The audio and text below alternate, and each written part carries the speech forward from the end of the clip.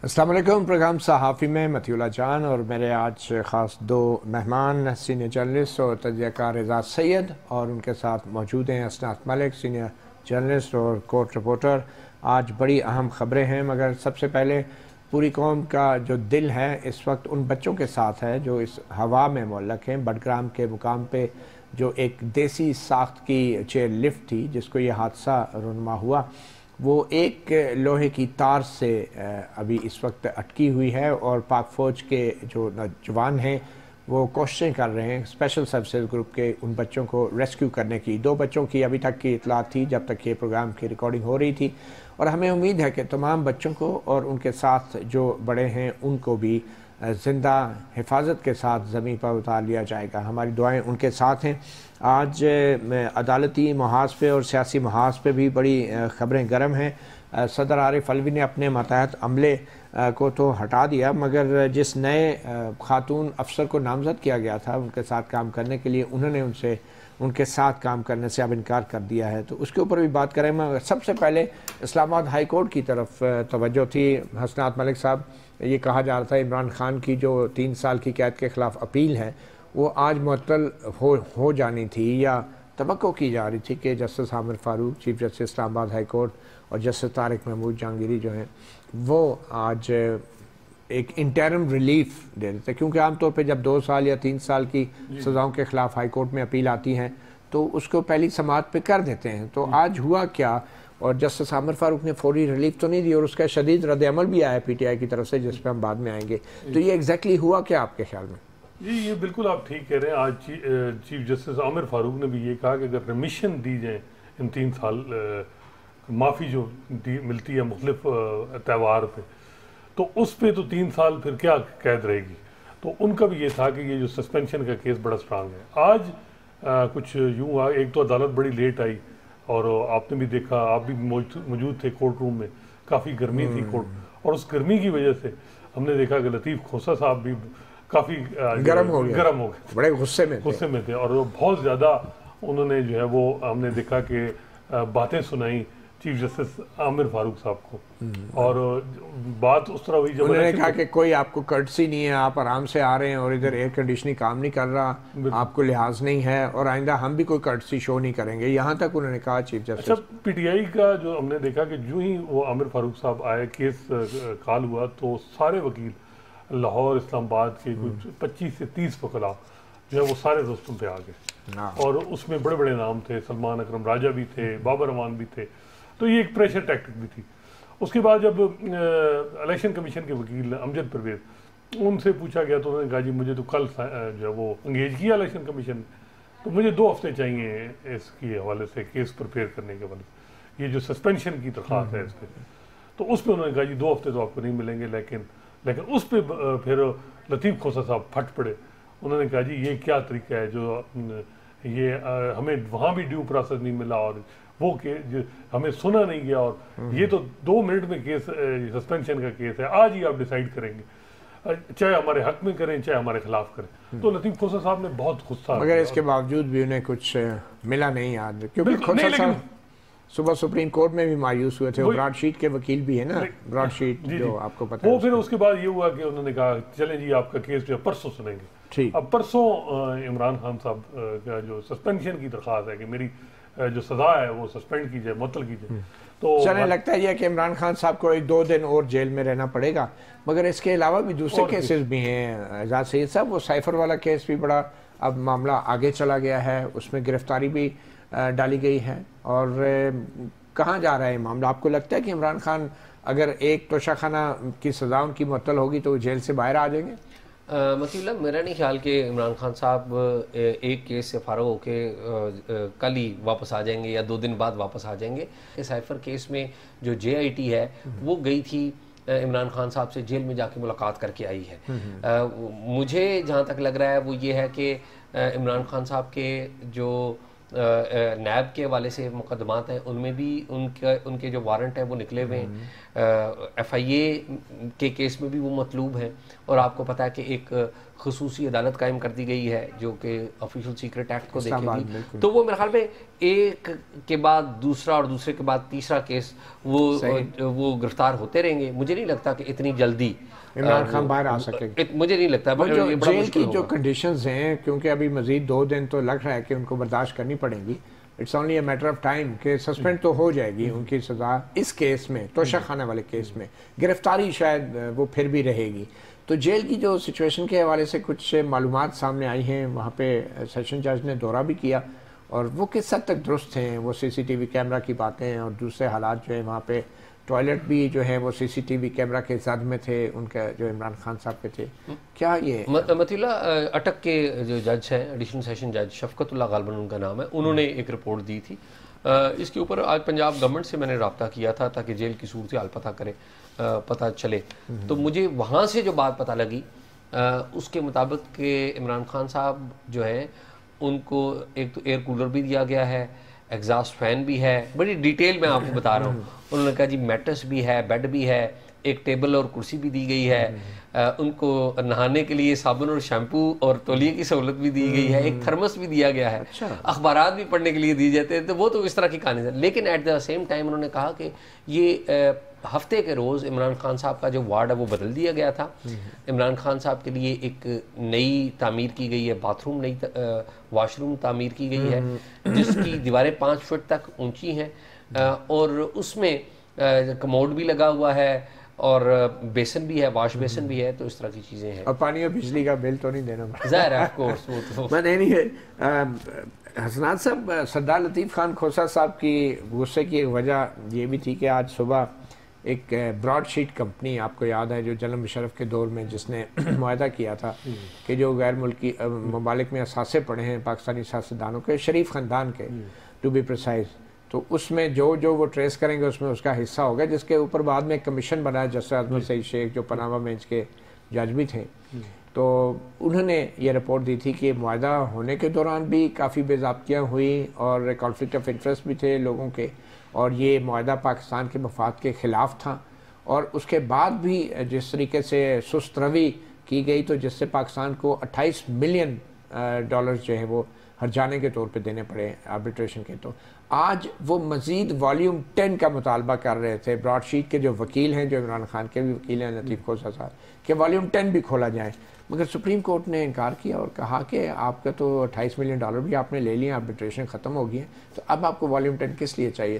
تو آپ کو لگتا ہے کہ والیوم 10 ابھی بھی اس کی اہمیت ہے؟ اور میرا خیال ہے مطیع اللہ جان صاحب، پہلے بھی اس کی کوئی اہمیت نہیں تھی، اب بھی کوئی اہمیت نہیں ہے. براڈ شیٹ کو میں بھی اس حوالے سے اس کو بھی ان کو یہ ایک ہائپ کریٹ کی گئی کہ جی اس میں کیا کوئی شریف خاندان کے حوالے کے خلاف. ویسے آپ تو ہم بڑے پرانے کورٹ رپورٹرز ہیں، لیکن کچھ معلومات ہیں اس میں، لیکن میوچل لیگل اسسٹنس ہے کے حوالے سے جو کرسپونڈنس تھی مختلف ممالک میں، جو JIT نے، جو پاناما کی JIT نے خط لکھے تھے اور ان کے جوابات، ان کی وہ خطوط اور وہ ساری تفصیلات، وہ ساری چیزیں ہیں، وہ یہ اس وجہ سے ان کو جو ہے وہ کلاسیفائڈ رکھا گیا تھا کہ جی یہ بیرون ممالک ہمارے بہت سے فرینڈلی کنٹریز ہیں، ان کے ساتھ کرسپونڈنس ہے اور یہ چیزیں پبلک. اور اس کا کوئی فالو اپ پھر نہیں ہوا، فالو اپ حکومت بدل گئی، حالات بدل گئے، ہو گیا. لیکن جو اصل پرپس تھا کیپٹل SID کا جو ڈاکومنٹ جس کی بنیاد پہ نواز شریف کو تعیاد نیل کیا گیا، وہ ڈاکومنٹ آ گیا تھا. اس کے علاوہ پھر جو ہے وہ ضرورت نہیں پڑی، مقصد پورا ہو گیا تھا کیونکہ نواز شریف کو اقامہ والے کیس میں ہٹایا گیا تھا.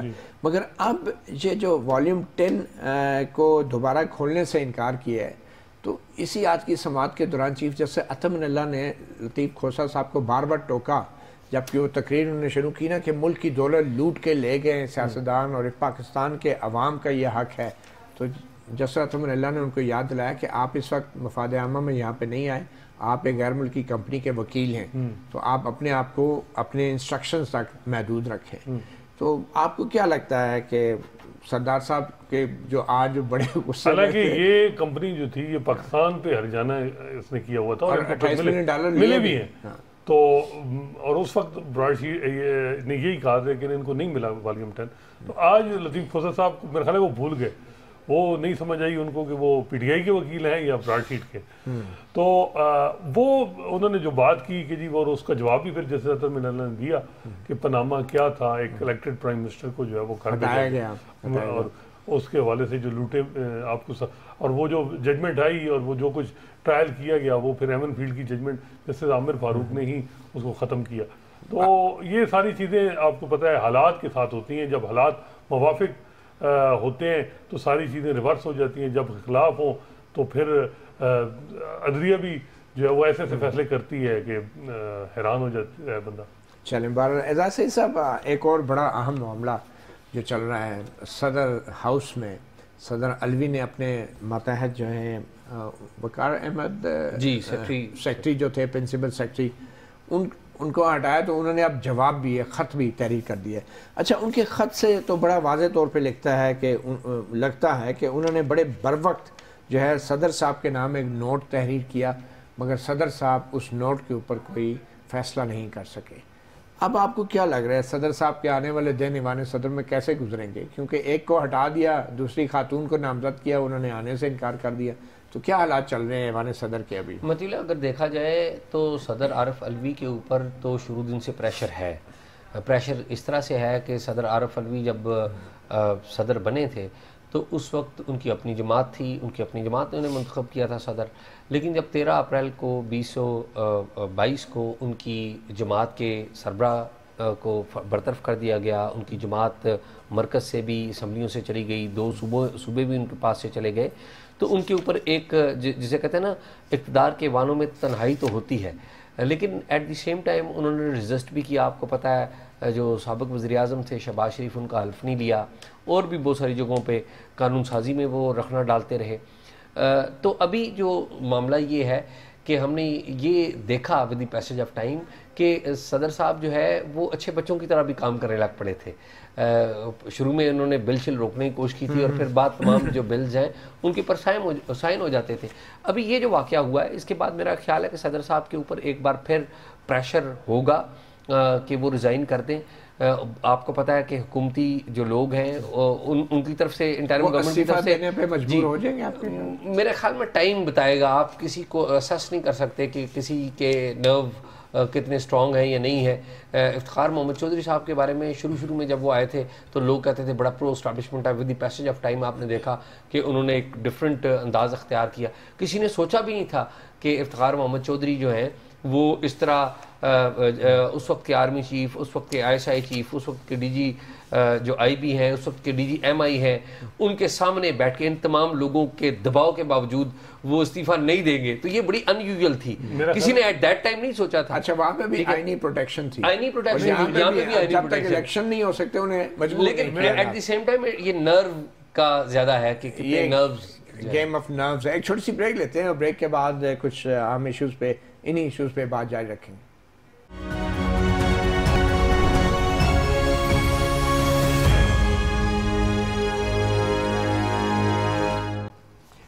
Welcome back. صحافی پروگرام میں ہمارے ساتھ اعجاز سید اور حسنات ملک موجود ہیں. اعجاز سید, وقفے سے پہلے جو آپ بات کر رہے تھے ایوان صدر کے حوالے سے, PTI کا بھی اس کے اوپر ایک موقف آیا ہے, اور ان کا یہ کہنا ہے کہ ملکی سیاسی صورتحال اور آرمی ایکٹ اور آفیشیل سیکرٹ ایکٹ میں ترامیم کے مسودہ جات پر صدر مملکت کی ٹویٹ کے بعد کی جو صورتحال ہے اس کو وہ کہہ رہے ہیں کہ صدر مملکت کے خلاف نفرت انگیز حکومتی پروپیگنڈا صدر کو جھکانے اور حقائق کو دھندلانے کی کوشش ہے. آپ کو کیا لگتا ہے اس میں قصوروار کون ہے ویسے؟ متی بھائی, اگر دیکھا جائے تو قصوروار صدر صاحب تو ہیں نا, کہ دیکھیں اگر ان کی جو ٹویٹ ہے اس میں پڑھا جائے تو وہ کنفلکٹنگ ٹویٹ ہے. پہلی لائن وہ یہ کہہ رہے ہیں کہ وہ میں نے دستخط نہیں کیے, میرے دستخط نہیں, میں نے دستخط کیے نہیں, میں نے نہیں کیے, ٹھیک ہے. پھر دوسرے نمبر پہ کہہ رہے ہیں کہ میں اپنے اسٹاف کو یہ کہتا رہا ہوں کہ ان بلوں کو واپس کر دیں. تو جو قانون تو یہ کہتا ہے نا کہ انہیں لکھ کے نوٹ کرنا تھا, نوٹ دے کے واپس بھیجنا تھا, وہ نہیں کیا. یعنی کہ وربلی کہتے رہے, لیٹس پرزیوم کہ ان کی بات مان بھی لے جائے, وہ وربلی کہتے رہے لیکن نوٹ لکھنے کا انہوں نے خود بھی نہیں کہا. تیسری بات یہ ہے کہ وہ پھر لوگوں سے معافی بھی مانگ رہے ہیں کہ یہ قانون بن گیا ہے. تو اگر قانون بن گیا تو آپ تسلیم کر رہے ہیں تو اس کا مطلب ہے یہ قانون ہے. اگر تو صدر صاحب ایک clear to the point position لیتے, وہ یہ کہتے کہ یہ قانون نہیں ہے کیونکہ اس پر میں نے دستخط نہیں کیے, اور وہ کہتے کہ جس نے یہ خبر دی ہے یا یہ نوٹیفائی کیا ہے اس کے خلاف کارروائی FIA تحقیقات کرے, پریس ریلیز ایوان صدر جاری کر دیتا, then it would have been a big thing. تو صدر صاحب میرے خیال میں خود بھی کنفیوژن کا شکار ہیں. ایک طرف وہ کہتے ہیں کہ میں نے نہیں کیے, دوسری طرف وہ کہتے ہیں کہ یہ قانون بن گیا ہے. تو میرے خیال میں صدر صاحب نے ایک واضح پوزیشن نہیں لی. واضح پوزیشن. حسنات, اب قانونی اور آئینی طور پہ اس کا منطقی انجام کیا ہونا چاہیے اس تنازع کا؟ اب یہ تو نہیں ہو سکتا کہ بس لوگ سب کچھ بھول بھال جائیں اور آگے چلیں. یہ بڑا سنگین معاملہ ہے ریاست کے سربراہ کی طرف سے. صدر پاکستان کو یہ انکوائری کرانی چاہیے کہ وہ کہتے ہیں کہ میں نے اپنے جو سٹاف ہے ان کو کہا کہ واپس کریں بل, تو کیوں نہیں کیے؟ پھر یہ ہے کہ بتایا جا رہا ہے کہ ٹویٹ, آپ کی بھی اٹارنی جنرل سے بات ہوئی کہ ٹویٹ کے بعد کل پرسوں شام کو جو ہے یہ بل جو ہے وہ یہ واپس آئے بغیر سائن کے, اور کوئی کورنگ لیٹر نہیں تھا. اور یہ جو نوٹ جن کا ذکر کر رہے ہیں یہ جو وقار احمد صاحب کے میں نے یہ تاریخ کو یہ نوٹ لکھا, وہ نوٹ بھی نہیں ہے, اور وہ نوٹ غائب ہیں یا پھر صدر صاحب نے اپنے پاس رکھ لیے ہیں اور حکومت کو نہیں بھیجے کہ انہوں نے مجھے. وہی میں کہہ رہا ہوں. اب جو آرمی ایکٹ کے امینڈمنٹ کا حوالے سے بل ہے وہ 2 اگست کو گیا, 12 اگست تک تو کم از کم یعنی ٹائم تھا, آپ 7-8 دن کیوں خاموش رہے؟ تو یہ ساری اس میں پالیٹکس رول آؤٹ نہیں کی. اور پھر اس کے بعد جو آفیشیل سیکرٹ ایکٹ ہے وہ 18 اگست تک کا ٹائم تھا, بالکل اس پہ بھی کوئی نوٹ نہیں. بالکل یہی بات ہے. تو یہ بڑا, اور PTI نے ہم نے دیکھا سینیٹ میں واک آؤٹ کیا, حالانکہ وہ ان کو ریزسٹ کرنا چاہیے تھا اس قانون کو, وہاں نہیں کیا, وہاں پالیسی بالکل ڈفرینٹ تھی. حالانکہ نیب لا میں جس طرح PTI کی پالیسی تھی, جیسا صدر پاکستان, یہاں صدر پاکستان کچھ ویٹ کر رہے تھے, کچھ لگتا ہے ان کی کو برگیننگ کی کوشش کی جو نہیں ہوئی, اس کے بعد انہوں نے یہ بات کی. آپ سمجھتے ہیں کہ یہ مس کنڈکٹ ہوا ہے صدر صاحب کی طرف سے اور یہ بریچ ہوا ہے؟ بالکل, میرا خیال ہے کہ ان کو جو کلیئر لائن, اور جو آئین میں لکھا ہے کہ آپ ریکنسیڈر کے حوالے سے آپ باقاعدہ ایک نوٹ لکھتے, اور آپ کو بھی پتا تھا کہ اس وقت نیشنل اسمبلی موجود نہیں ہے تو وہ قانون نہ بن پاتا. اب یہ میٹر آف انٹرپریٹیشن ویسے ہے, اب اس کا آئینی حل کیا ہے؟ آپ صدر کو کیا ہٹا سکتے ہیں؟ ایک تو یہ ہے کہ صدارتی ریفرنس 186 کے تحت سپریم کورٹ میں آئے. صدارتی ریفرنس کی انٹرپریٹیشن کی کیا, یہ اگر ایک سائن نہیں ہوتا تو کیا وہ ایکٹ بن جائے گا یا نہیں؟ نہیں, یہ حکومت کیوں, حکومت تو کہہ رہی ہے بن گیا, اسے کیا ضرورت ہے ایڈوائز کرے پریزیڈنٹ کو؟ دیکھیں پرائم منسٹر کبھی ایڈوائز نہیں کرے گا, پرائم منسٹر کی ایڈوائز کے بغیر صدر کوئی ریفرنس نہیں. لیکن یہ بتائیں کہ صدر پاکستان بھی ریاست کے سربراہ ہیں, ان کی اوپینین ہے کہ وہ سمجھتے ہیں کہ جو بھی ہے ان کی اوپینین آئین کے مطابق ہو سکتی ہے نا, وہ آپ ریفرنس تو نہیں بھیج سکتے. لیکن اس کی انٹرپریٹیشن کچھ وکلاء میں تقسیم ہے, جیسا سلمان راجہ صاحب ہیں, اور میرے خیال میں اس کے معاملے میں یہی ہوگا کہ کوئی اگر سپریم کورٹ پٹیشن ڈال دے, آئی بھی ہے سپریم کورٹ میں, لیکن بات یہ ہے کہ وائریز اب آرٹیکل 8 کے تحت ہی کسی اگر ایکٹ بن گیا تو پھر تو اس کو ہائی کورٹ میں جانا چاہیے, جیسے عامر فاروق صاحب دیکھیں اس کو معاملے کو.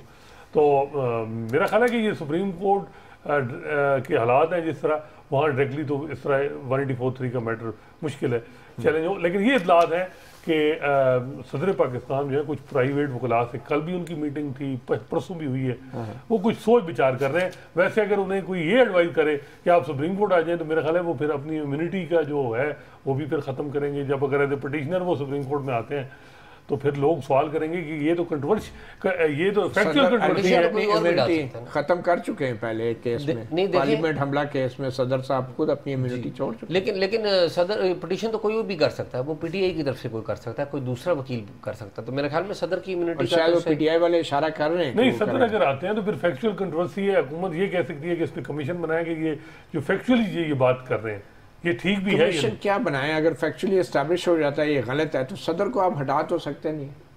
ہاں, لیکن اس کم از کم اس یہ کیونکہ صدر صرف پارلیمنٹ کے ذریعے, امپیچمنٹ کے ذریعے 2/3 ووٹ کے ساتھ ہٹائے جا سکتے ہیں, اور پارلیمنٹ ہے نہیں.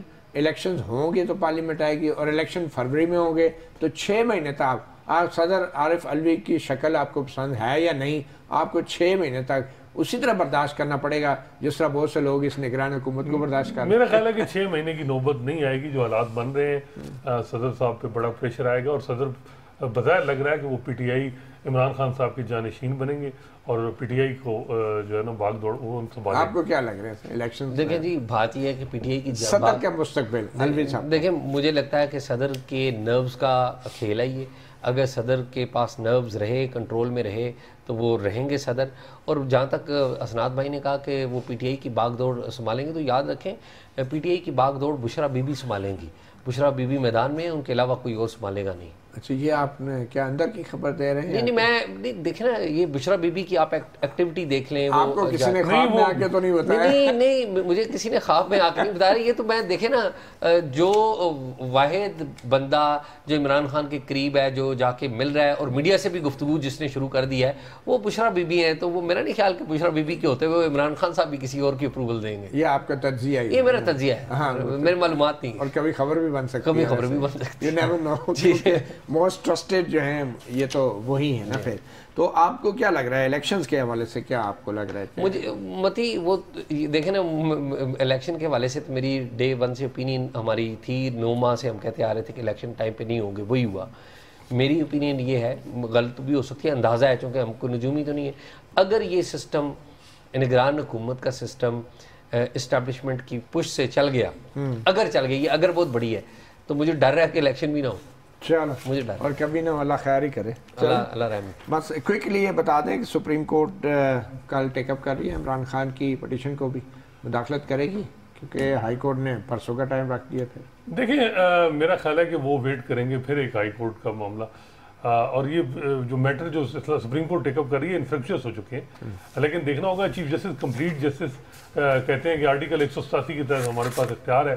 اور لطیف کھوسا صاحب نے آج جو یہی جو باتیں کی ہیں وہ ان کے سامنے بھی کریں گے. اور خاص طور پہ آج اسناد صاحب جو P T I core committee نے چیف جسٹس عامر فاروق کے بارے میں جو زبان استعمال کی ہے، بڑی سخت. ویسے یہ کور کمیٹی میں آج کل ہے کون؟ آپ دیکھیں کور کمیٹی میں پتہ نہیں کون سے رہ گئے ہیں، بہت سے لوگ تو ان کے آگے پیچھے ہیں. لکھا چیف جسٹس اسلام آباد ہائی کورٹ نے قانون و انصاف کو محض ایک مذاق، عدالت کو تماشا بنا دیا، اس منصب کے اہل نہیں ہیں، اور وہ انتقام اور تشدد کا سلسلہ ہے جو اس کا دوام ہے. اور یہ بڑی سخت الفاظ استعمال کیے ہیں. سارے الفاظ میں پڑھ بھی نہیں رہا. شاید چیف جسٹس امت بندیال جو ہے اس حوالے سے کل کوئی فیصلہ کریں کہ کون صحیح ہے اور کون غلط ہے. اب اس سیگمنٹ کے بعد ہم بات کریں گے پاکستان کے شہریوں کی صحت کے حوالے سے. ایک انتہائی موذی مرض پوری دنیا میں پھیلا ہے اور تقریباً 5 کروڑ 80 لاکھ مریض ہیں، اور اس میں سے 1 کروڑ سے زائد صرف پاکستان میں ہیں، اور ان میں سے صرف 5% مریضوں کو پتہ ہے کہ ان کو یہ مرض ہے. جی ہاں، میں بات کر رہا ہوں ہیپاٹائٹس سی کی، اور اسی والے سے ہمارے آج خاص مہمان ہیں اگلے سیگمنٹ کے ڈاکٹر سعید، جو کہ مشہور زمانہ Pakistan kidney and liver institute PKLI کے سربراہ بھی ہیں. ہم ان سے بات کریں گے، وہ ہمیں بتائیں گے اس مرض کی پاکستان میں کیا صورتحال ہے.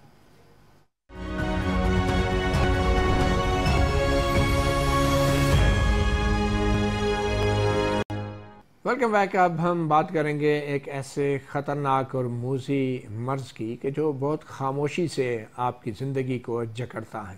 پاکستان میں روزانہ تقریباً 27,000 اموات اس موذی مرض کی وجہ سے ہوتی ہیں، اور اس کی بڑی وجہ گردوں کا فیلئر، کڈنی فیلئر ہے، کینسر ہے. اس کی وجہ یہ بیماری ہے اور وہ ہے ہیپاٹائٹس سی.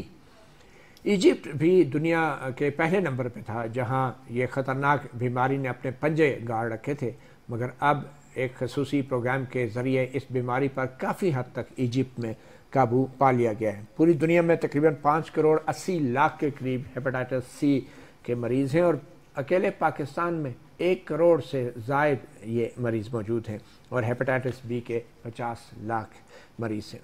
اور حال ہی میں 35 ارب روپے کا ایک PC1 منظور کیا گیا ہے. 5 سالہ منصوبہ ہے نیشنل ہیپاٹائٹس ایلیمینیشن پروگرام جو ہے. اور ایک اور خطرناک بات یہ ہے کہ پورے پاکستان میں تقریباً 5% لوگ جو ہیں ان کی تشخیص ہو سکی ہے کہ ان کو ہیپاٹائٹس سی کا مرض لاحق ہے، جبکہ 95% آبادی کو یہ معلوم ہی نہیں، بلکہ 95% مریضوں کو یہ معلوم نہیں کہ ان کو یہ ہیپاٹائٹس سی کا مرض لاحق ہے. اس لیے علاج تو بہت دیر کی بات ہے، اور سب سے بڑی وجہ اس کی ہمارے ہسپتالوں میں، ہمارے جو مختلف پبلک پلیسز ہیں، حجام کی دکانیں ہیں، وہاں سے ان کو جو استعمال شدہ سرنجز ہوتی ہیں اور دوسرے جو اسٹرلائزڈ جو پروڈکٹس نہیں ہوتے، انجیکشنز کی وجہ سے یہ مرض پھیلتا جا رہا ہے اور خطرناک حد تک پھیل گیا. اور پاکستان اب دنیا میں ٹاپ نمبرز پہ آ رہا ہے اس مرض کی وجہ سے.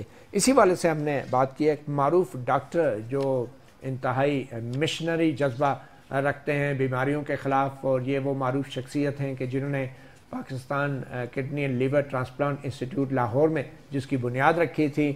ڈاکٹر سعید اختر صحافی پروگرام میں آج ہمارے ساتھ موجود ہیں. ڈاکٹر صاحب بہت شکریہ. یہ بڑی ہی خطرناک صورتحال ہے جو ہم دیکھ رہے ہیں. آپ کے خیال میں یہ جو آپ کا پروگرام ہے نیشنل ہیپیٹائٹس ایلیمینیشن پروگرام, یہ کتنے عرصے میں اس کو ایلیمینیٹ کر دے گا؟ آپ کے ٹارگیٹس کیا ہیں اور ایکچوئل سچویشن کیا ہے پاکستان میں؟ دیکھیے پہلے تو یہ کہ یہ ہمارا PKLI اس نے اس کو لانچ کرنے میں بہت ایک میجر رول پلے کیا ہے, لیکن یہ ایک نیشنل پروگرام ہے, یہ کوئی ہمارا اسپیسیفک پروگرام نہیں ہے. اور آئیڈیا یہ ہے کہ نیکسٹ 5 to 10 ایئرز میں ہم میسو اسکریننگ کریں پورے پاکستان میں. اس کے نتیجے میں وہ جو 95% لوگ جو سائلنٹ ڈیزیز کیریئر ہیں اور جو مریض کو اسپریڈ کرنے کے لیے بھی ایک بہت بڑا پول ہے جن سے یہ مرض پھیل رہا ہے, تو اس کو ہم کسی طرح سے ختم کریں.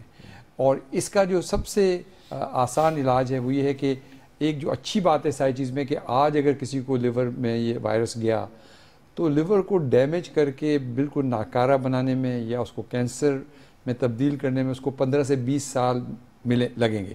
تو ہمارے پاس یہ بڑی امپورٹنٹ ونڈو ہے کہ ہم اس میں اگر ٹریٹ کر دیں, اور فارچونیٹلی وہ ٹریٹمنٹ انتہائی افیکٹو اور انتہائی سستی, اور 3 مہینے میں وہ ٹریٹمنٹ ہے جو کہ وہ 2 گولیاں ڈیلی کھانے کی ہیں 3 دفعہ دن میں, جس سے کہ وہ مریض بالکل کیور ہو سکتا ہے. تو اس ہیپیٹائٹس سی کے کچھ سٹیجز بھی ہوتے ہیں؟ کیونکہ آپ کی باتوں سے تو لگتا ہے کہ چاہے یہ پہلے سٹیج پہ بھی ہو فوراً پتہ چل جاتا ہے. لوگ کہتے ہیں اچانک پتہ چلتا ہے, تب تک وقت گزر چکا ہوتا ہے. انفارچونیٹلی جب ہیپیٹائٹس سی ہوتا ہے, جیسے کسی آدمی کے پاس کہ وہ کسی باربر کے پاس گیا, ایک اس نے گندا بلیڈ استعمال کیا, ہسپتال گیا, انسکرین بلڈ ٹرانسفیوز ہو گیا اس کو, یا جس طرح سے ہم نے کہا کہ گندی سرنجز, ری یوزیبل سرنجز. اور ہمارے یہاں انفارچونیٹ بڑا رواج, اس پہ بڑی اسٹڈیز ہوئی ہیں کہ پاکستانی قوم بہت زیادہ انجیکشنز پسند کرتی ہے جس کی کوئی تک نہیں بنتی. دنیا میں کہیں ایسا نہیں ہوتا ہے, لیکن ہم سمجھتے ہیں کہ شاید انجیکشن سے چیزیں بہتر ہوتی. اور پھر وہ جو لوگ ہیں وہ بڑے انپروفیشنل کویکس ہیں جو کہ ایک ہی سرنج کو 10 لوگوں پہ یوز کریں گے تو 10 لوگوں کو انفیکٹ کر دیں گے ایک آدمی کے بلڈ کی وجہ سے. تو اس وجہ سے ایک تو ہمیں اس پروگرام پہ پیرالل کام کرنا پڑے گا نیشن وائڈ کے ان سارے سورسز کو روکیں, لیکن ساتھ ساتھ ہمیں لوگوں کو ڈھونڈنا ہے, اسکرین کرنا ہے. تو اس کے جب یہ نیشنل پروگرام لانچ ہوگا جو اس وقت پلاننگ فیز میں ہے, تو وہ اس کا پہلا اسٹیپ یہ ہوگا کہ ہم north to south entire Pakistan کو, جیسے ایجپٹ نے کیا کہ 1 سال میں انہوں نے 100 کروڑ کی پاپولیشن کو اسکرین کر لیا. اسکریننگ سے مراد کیا؟ اسکرین کا مطلب ہے کہ آپ ہر آدمی کا ایک فنگر ٹپ سے لے کے بلڈ کا قطرہ ٹیسٹ کریں, ٹیسٹ میں وہ اینٹی باڈی پازیٹیو آ جاتی ہے تو وہ اسکرین پازیٹیو ہوگا. وہ اس کے کوئی گیجٹس ہیں؟ گیجٹ ہے, جیسے یہ ڈائبیٹک وہ کرتے ہیں. اچھا, تو یہ ٹیمز جائیں گی ڈسٹرکٹ ہسپتال میں, تحصیل ہیڈ کوارٹر ہاسپٹل میں, BHU میں, RSC میں, ٹرکس کے اندر, وینس کے اندر. فری ہوگا؟ بالکل فری ہوگا. یہ گورنمنٹ کا اسپانسرڈ پروجیکٹ ہے, ٹھیک ہے نا. تو وہ پھر جب تو اسکرین کر لیا تو ایک آدمی کی اینٹی باڈی پازیٹیو آ گئی, تو اس کے 2 مطلب ہیں, یا تو وہ بیمار ہے اور یا وہ اس کو پہلے کوئی ایکسپوجر ہوا ہے کہ اب وہ بیمار نہیں ہے. تو جس کا بھی اسکرین پازیٹیو آئے گا امیڈیٹلی ٹیم اس کا وہاں سے بلڈ ڈرا کر لے گی اور اس کو PCR کے لیے بھیج دے گی, جیسے ہم کووڈ میں PCR کرتے تھے. PCR یہ بتائے گا کہ اس کے اندر ایکٹیو لائیو وائرس موجود ہے کہ نہیں. تو ایک آدمی, تو آپ اگر فرض کیا کہ میں مثال دے رہا ہوں کہ آپ نے 100 لوگوں کو اسکرین کیا نا فنگر اسٹک سے, تو تقریباً 90% اس میں نیگیٹو آئیں گے, صرف 10 لوگ پازیٹیو آئیں گے ہمارے سیٹ اپ میں. اس 10 میں سے جب آپ ان کا خون کا ٹیسٹ کریں گے PCR, تو 10 میں سے تقریباً 4 یا 5 پازیٹیو آئیں گے. یہ وہ 4 یا 5 وہ لوگ ہیں جن کو ٹریٹ کرنا ہے. تو اسی لیے ایک میسو کیمپین کی ضرورت ہے کہ پوری آبادی کو اسکرین کریں, اس میں جو انفیکٹڈ لوگ ہیں ان کو آئیڈینٹیفائی کریں اور ان کو ٹریٹ کریں, کیونکہ یہ جو بیمار لوگ ہیں یہ مزید کیریئر بن جاتے ہیں. ایسی بات ہے, دوسروں کے انہیں سے تو پھیل رہے ہیں نا. دیکھیں نا, میں فرض کیا ہیپ سی کا مریض ہوں, مجھے پتہ بھی نہیں ہے, میں گیا کسی نے میری حجامت کی, بلڈ لگ گیا, تو اب وہ اس طرح اگر اس آدمی نے صحیح طرح صاف کر کے یا نیا بلیڈ استعمال نہیں کیا تو اب میں اسپریڈ کرنے کا باعث بنوں گا. اور اسی لیے یہ جیسے جیسے پول بڑھتا جا رہا ہے اسپریڈ کرنے کی پاسبلٹی اسی پروپورشن سے بڑھ جائے گی. اچھا, لٹ سے کہ کہیں زخم ہو جاتا ہے یا استعمال شدہ سرنج چبھ جاتی ہے, किसी को भी, तो वो फौरी तौर पे क्या कर सकता है कि कहीं ये जर्म ना हो गया हो? देखें वो तो जाके टेस्ट कराए, और फौरी तौर पे तो नहीं पता चलेगा, लेकिन उसके विद इन 2 वीक्स में वो एंटीबॉडी। लेकिन एहतियातन कोई दवाई, कोई क्रीम या ताकि वो इन्फेक्शन ना हो? नहीं, वो इन्फेक्शन इस तरह का नहीं, उसका कोई इलाज नहीं, उसका कोई इलाज नहीं, उसका कोई स्किन इन्फेक्शन नहीं है वो तो ये देखें कि कोई वहाँ पे कोई पस तो नहीं पड़ी हुई, वो तो एक डिफरेंट चीज़ है। लेकिन ये तो है ना कि वो एक आंसू का कतरा, मैं मिसाल आपको दे रहा हूँ, उसका 1 मिलियंथ पोर्शन 10 लाख गुना छोटा उसका ड्रॉपलेट, वो काफ़ी है किसी आदमी के। इसीलिए सिरिंज की नीडल कितनी बड़ी होती है, वो जब वो चुभती है या लगती है किसी दूसरे आदमी को, तो उसमें वो वायरस उसके साथ। तो आप तो खुद डॉक्टर्स हैं, बड़े बड़े अस्पताल चला रहे हैं, तो क्या कोई ऐसी रेगुलेटरी अथॉरिटी इस मुल्क में नहीं है जो अस्पतालों में इस्तेमाल शुदा सरिंजेस को ज़ाया करने के अमल को देख सकें? हमने तो ये सुना है इंसिनरेटर्स होते हैं, जला के भस्म कर देते हैं इस्तेमाल शुदा सरिंजेस को, जो होता नहीं है। अच्छे और बड़े अस्पतालों में ऐसे ही होता है, लेकिन हमारे पास जो मैं समझता हूँ 70-80% अस्पताल जो पेरिफेरी में हैं, छोटे छोटे क्लिनिक्स हैं जहाँ पे ये सिरिंजेस इस्तेमाल हो रही हैं, वो उबाल के, यानी वो अपना जुल्म की इंतहा है कि अपने 10-15 रुपए की एक नई सिरिंज लेने की बजाय उसी सिरिंज को बॉयलर में डाल के, और बॉयलर से उबालने से वो वायरस मरता नहीं है, नहीं मरता। हाँ, और इसीलिए हमने ये भी रिकमेंडेशन दी है गवर्नमेंट को कि एक कहलाती है ऑटो डिस्ट्रक्टेबल सिरिंजेस, वो एक दफ़ा यूज़ हो गई तो दूसरी दफ़ा वो यूज़ हो ही नहीं सकती। तो क्या हमने नहीं सुना कि कभी किसी अस्पताल को सील कर दिया हो, किसी तिब्बी अमले को जेल हो गई हो, या किसी हजाम को गिरफ्तार हो गया हो या जेल हो गई हो कि उसने जो है मतलब इसमें ना गिरफ्तारी इज नॉट द सोल्यूशन। नहीं, कानून है, कानून बिल्कुल है, लेकिन इसमें गिरफ्तारी is not the solution, education is the solution. हमें पहले लोगों को एजुकेट करना पड़ेगा, उनको टाइम देना पड़ेगा, और उसके बाद फिर तो हमारा जो सर्वेलेंस का मैकेनिज्म है अनफॉर्चुनेटली वो बहुत ही वीक है, और उसको भी इस कैंपेन में हमने ये रिकमेंडेशन दी है कि उसको बहुत स्ट्रॉन्ग बनाया जाए, ताकि एक तरफ वो स्प्रेड करने के ज़राए को रोका जाए और साइमल्टेनियसली ट्रीट किया जाए। चलें, अब इसका इलाज का क्या है, कितना खर्चा आता है अगर पता चल जाए कि है तो क्या? 3,000 रुपये के अंदर। और देखें मैं आपको बहुत अहम बात कहने लगा हूँ, वो एक गोली जो यहाँ पे हमें 150 रुपये की मिलती है, वो अमेरिका में इवन टुडे $1,000 की है। तो देखिए अल्लाह ताला ने तो अपना काम कर दिया कि अल्लाह ने उन लोगों के दिल में ये चीज़ डाल दी कि जो गरीब मुल्क हैं या लो और मिडिल इनकम कंट्रीज़ हैं, उनको मदद की ज़रूरत है, तो उन्होंने अपनी कॉस्ट बहुत लो कर दी। तो अब हमारा काम है, और ये विंडो भी दे दी कि 15 से 20 साल लगेंगे इन्फेक्शन को डेवलप होने में, और लिवर एक ऐसा ऑर्गन है कि अगर उसमें वो इन्फेक्शन से डैमेज हो भी गया है और हमने उसको ट्रीट कर दिया तो वो रिकवर भी कर सकता है अपने आप को। तो इसमें मैं समझता हूँ हमारी अब गफलत है कि हमने लास्ट 15-20 साल में कुछ नहीं किया इसके लिए, या किया तो कोई बहुत इफेक्टिव कैंपेन नहीं। तो अब ये प्राइम मिनिस्टर साहब ने इसको एक मेजर नेशनल कैंपेन के तौर पर लॉन्च किया है, और मतलब इसमें सबसे इंपॉर्टेंट चीज़ ये है कि आप जैसे लोग, मीडिया के लोगों में ये अवेयरनेस दें कि भाई ये कैंपेन लॉन्च हो रही है, ये कोई मेरे और आपके ज़ाती फ़ायदे के लिए नहीं, ये तो हम, और इसका तो फ़ायदा 20 साल के बाद नेशनल लेवल पे हमें नज़र आएगा। अभी जो इन्फेक्टेड लोग हैं वो या तो मर जाएंगे या किसी का ट्रांसप्लांट हो जाएगा, लेकिन कितने लोगों का ट्रांसप्लांट हो जाएगा।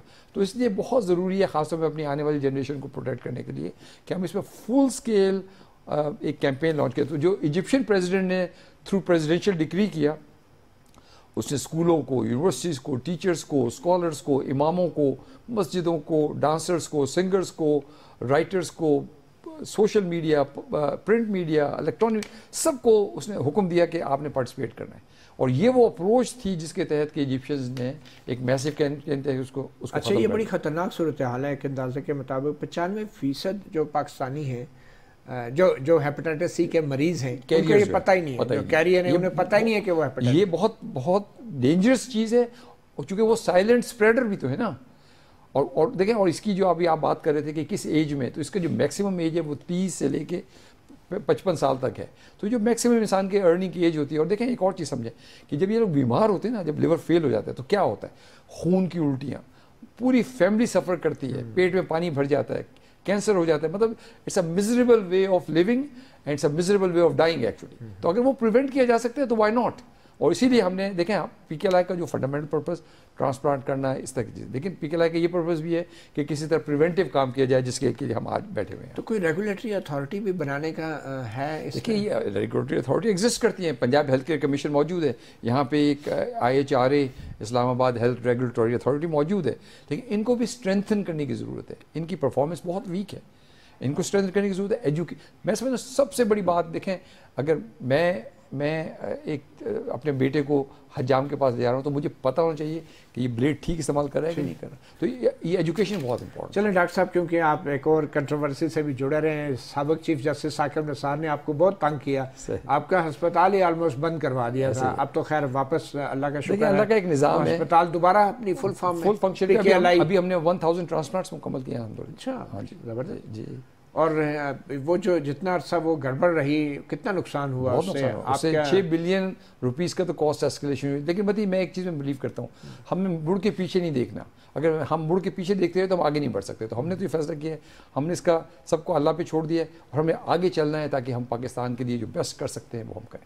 ٹھیک ہے. تو ابھی آپ کو کوئی ایسا ریزسٹنس یا کوئی مشکلات تو نہیں ہے آپ کی نیشنل ہیپیٹائٹس پروگرام کے حوالے؟ کسی قسم کی کوئی مشکلات نہیں ہے, چونکہ اب یہ پروگرام ہم لانچ کر رہے ہیں. ابھی اس میں پرائم منسٹر صاحب انوالو ہوں گے, اس میں ہیلتھ منسٹر صاحب انوالو ہوں گے, اور پھر سارے صوبائی چیف منسٹرز اور صوبائی وزیر صحت اور جو پوری جو ڈائریکٹر جنرل ہیلتھ, پھر ہم جیسے لوگ جو کہ اس میں ایز اے والنٹری کے طور پہ اس کو پروموٹ کرنے کی اپروچ کرنے کی. اس کا گہرا تعلق فوڈ سیکیورٹی سے بھی ہے, اور جو فوڈ کی کوالٹی ہے, اور جس قسم کی ادویات ہیں جو جعلی ادویات ہیں, جس قسم کے کھانے پکانے کی چیزیں جو بازاروں میں بنتی ہیں اور بکتی ہیں, جو ہیپ سی ہے نا, اس کا کھانے سے تعلق نہیں ہے, یہ سارا بلڈ بورن ہے. وہ ہیپ اے ہے جس کی آپ بات کریں. لیکن جو لوگ مریض لوگ یہ سارا کچھ کرتے ہیں, ان کاموں میں ہوتے ہیں, ان کے ہاتھ سے, ان کی چیزوں سے, ان کے بلڈ سے یہ چیزیں تو پھیل سکتی ہیں. لیکن یہ اس کو ڈفرینشیٹ کریں, وہ ہیپیٹائٹس اے اور ای ہے جو کہ لیور کو اتنا ڈیمیج نہیں کرتا. یہ بی اور سی یہ سارے خون سے پھیلتے ہیں, یہ رطوبتوں سے پھیلتے ہیں, اور یہ شدید ڈیمیج کرتے ہیں لیور کو. چلیں ٹھیک ہے, ہم یہی امید کر سکتے ہیں. ہماری تو آپ کے ساتھ تعاون ہے. یہ ایک ایسی چیز ہے کہ جس کا براہ راست تعلق انسانی جان سے. اس میں میں پوری قوم کو یہ میسج دینا چاہتا ہوں کہ دیکھیں, یہ اللہ تعالیٰ پاکستان کے لیے ایک اچھائی کرنا چاہتا ہے, اور آپ سب اس میں ان لوگوں کے ساتھ جو آپ کے دروازے پہ آئیں, ان کی ہیلپ کریں, ان کو ویلکم کریں. یہ آپ کی بھلائی کے لیے یہ کام ہو رہا ہے, تاکہ اس ملک سے اگر آپ کو آج ایک بیماری ہے جو 3 مہینے کے کورس سے کیور ہو سکتی ہے, تو اٹ از بیٹر کہ آج ٹریٹ ہو جائے, تاکہ آپ اپنے بچوں کو, بیوی کو, اور لوگوں کو جو کہ آپ گھر میں ہیں نا, تو چیزیں لگ سکتی ہیں ایک دوسرے کے ساتھ. بہت شکریہ doctor Saeed, we wish you good luck. وہ جو کہتے ہیں کہ جان ہے تو جہان ہے, تو اسی لیے اپنی زندگی کا بہت خیال کیجئے. یہ اللہ تعالیٰ کی امانت ہے, اسے سنبھال کر رکھیے.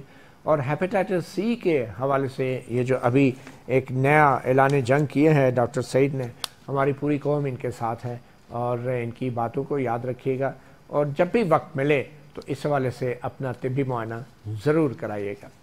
صحافی پروگرام سے اتنا ہی, اجازت دیجیے, اللہ حافظ.